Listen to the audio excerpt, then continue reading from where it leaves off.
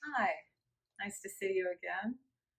So last week we talked about the book that's coming out, Learn, Grow, Forgive, and I gave you an overview and a little personal history. And today we're going to talk about part one of the book, and that is the part that's called Learn. One of the reasons I named the book Learn, Grow, Forgive is because people often start really disliking themselves when they don't feel like they're making the progress that they're making. So one of the things I want you to do is start thinking about you're learning. You're learning all the time. And this chapter deals with the fact that when we're born pure and innocent, and there's not a whole lot of information about the world other than the birth experience. There is a lot of theories that we come in with all the knowledge we need. I believe that's true. Children are very wise in their own right. It gets contaminated by all the worldly information that replaces their natural, intuitive, and spiritual sense. But nevertheless, when we're born into what's ideally supposed to be a loving environment. And that child that's born into that kind of environment feels that the world is safe, that there's plenty of food, there's plenty of shelter, there's plenty of cuddles and warmth. People are happy to teach the child what they need to know to feel secure. And that child does well in the world. That doesn't happen for a whole lot of us.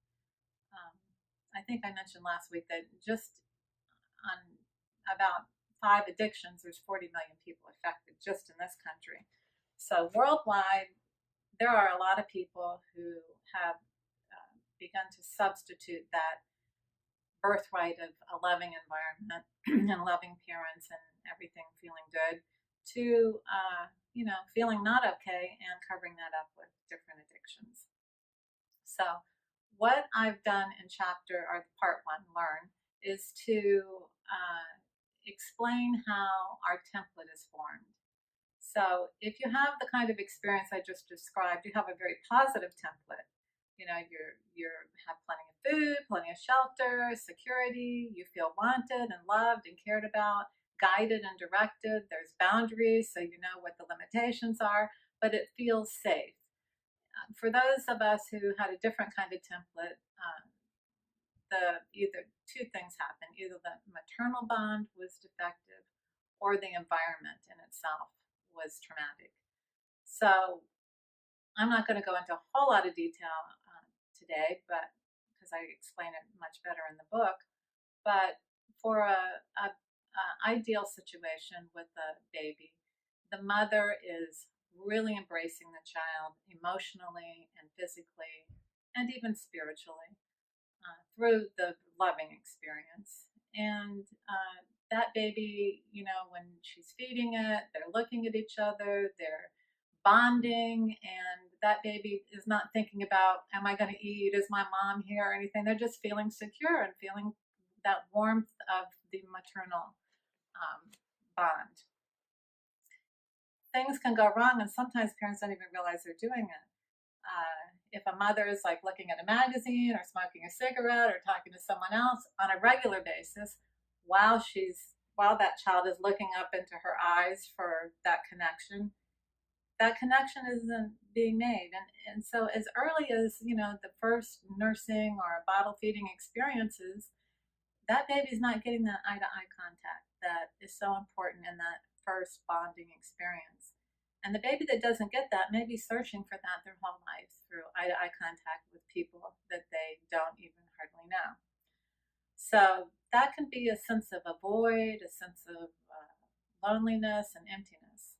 Another thing that can happen is too much, that the mother's whole life is focused on this child and there is no other life. And so when it comes time for that child to start being independent and breaking away and saying, I don't like you, mommy, leave me alone, I'll do it myself, the mother gets wounded by that experience and, retaliates or shuts down on the child or punishes the child or does something disapproving, and the child feels guilty about being, trying to be independent. So in the ideal situation, there's really good bonding, and then as the child starts to break away, they then want to be reinforced for that. Well, that's really good. Look at you did a good job. Yeah, you put the pancake on the plate yourself. Wow. Everybody claps. So the first step, everyone's going hooray.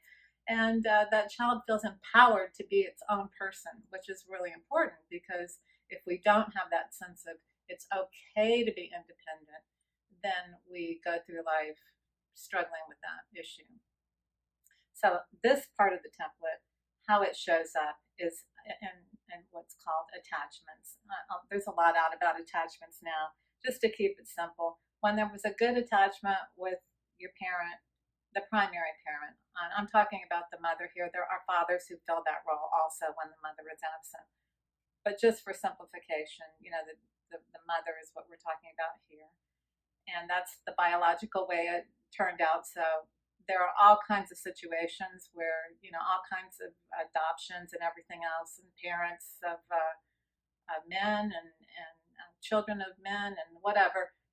The same rules apply, but that child needs to feel that attachment is what I'm talking about. So when that doesn't happen, then the child doesn't really know, goes through life, doesn't really know, is this too much? Is this not enough? Why am I always longing? Why don't I want to be around anybody? Are they going to swallow me whole, or am I going to spit them out? All of these types of unconscious feelings come into play because what happens is they're in the template, and we will keep reenacting that template time and time again. So again, we talked about Freud last week. Freud talked about how important the unconscious is. Most people don't even realize that they're doing it. He called this repetition compulsion. We keep doing the same thing again and again, and we don't know why we're doing it. Anyone that's honest will say, I don't know why I keep going back to this particular situation or person or alcohol. I don't understand it. It doesn't make any sense. I just want to do it, and I do it. So the unconscious and the template is what's governing that. The other way that the template can become painful or negative is when there's trauma. So a child can withstand trauma. Again, it depends on how the parents help the child to work through the trauma. But when the caretakers become the source of the trauma, that is what causes a lot of what I call like fracturing in the psychic of the child. I give lots of examples of this in the book, but mainly what I want you to understand is that if you don't feel safe, maybe there's yelling or there's not enough money, you're moving constantly, there's just you don't feel protected and safe, or there's a dysfunctional family in terms of an addiction going on, things like that, or there's abuse where you're being berated or sexually abused or physically abused or psychologically abused.